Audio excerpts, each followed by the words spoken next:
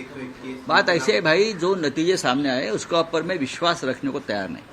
ये जनता का फैसला मानने को तैयार नहीं।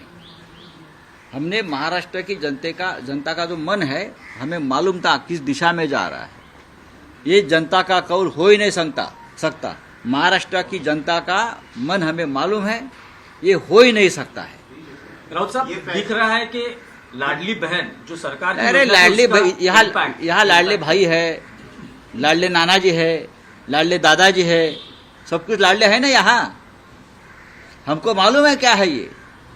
इतनी ये निर्णय जो आया है, ये नतीजा आया है, ये जनता का निर्णय नहीं है, मैं इतना ही कहूंगा। नहीं राउत साहब, लेकिन लोकसभा चुनाव के वक्त आपने जो जनता ने कॉल दिया उसको उस वक्त भी हमने कहा था मोदी जी हार गए हैं, लेकिन चाहे महाराष्ट्र हो चाहे और स्टेट में गड़बड़ की है। महाराष्ट्र के नतीजे भी उससे ज्यादा आने वाले थे अच्छे।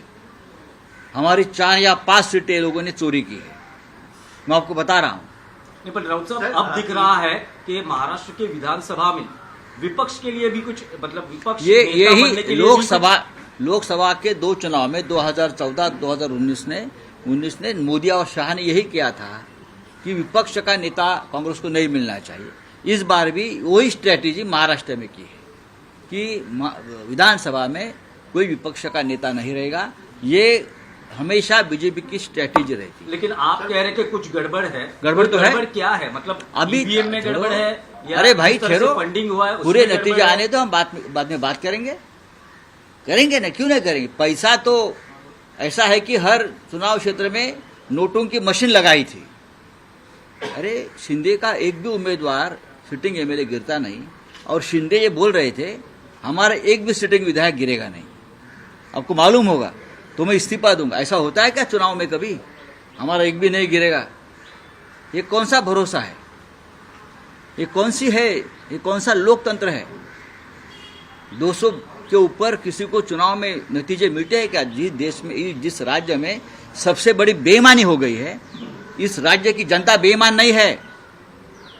ये नतीजे ऐसे दिए आपने कि अपने राज्य को, जनता को बेईमान ठहराया है।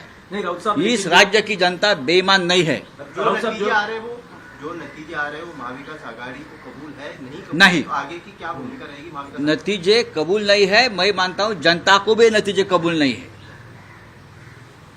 जनता को भी ये जनता का निर्णय नहीं हो सकता है। मैं बार बार बोल रहा हूं और मुझे बार बार आप वही सवाल पूछ रहे हैं। लेकिन जो महाविकास आघाड़ी के कुल आंकड़े दिखाई दे रहे हैं, कुल संख्या दिखाई दे रहे हैं, उससे ज्यादा शिंदे गुट के कैसा हो सकता है? आप अपने मन को पूछे, आप पत्रकार है, आप अपने मन को पूछे क्या महाराष्ट्र में संभव है? आप अपने मन को पूछे कि महाराष्ट्र में शिंदे को 60 सीटें मिलती है, संभव है क्या ये? अजीत पवार को 40 सीटें मिलती है, क्या ये संभव है? भारतीय जनता पार्टी को 125 सीटें मिलती है, क्या संभव है?